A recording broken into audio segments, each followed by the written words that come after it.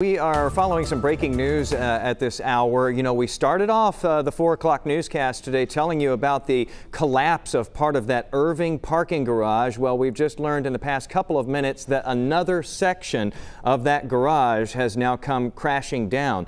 We don't know what kind of damage has been done in this second collapse today now of that parking garage, but you can see what a precarious situation there. More cars still parked on the edges of that hole, which again appears to be expanding at this point. We do know that 21 cars were damaged earlier today when that concrete just came crashing down.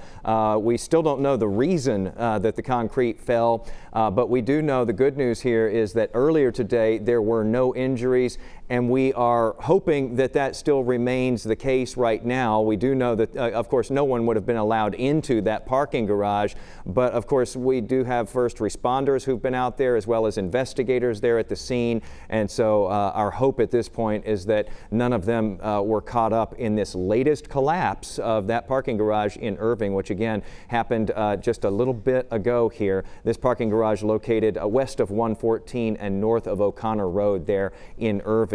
We have several crews, by the way, who are there at the scene. They have been all day long now, in fact, collecting the very latest information as it has come down. But again, this continues to be an evolving story as we go through the afternoon.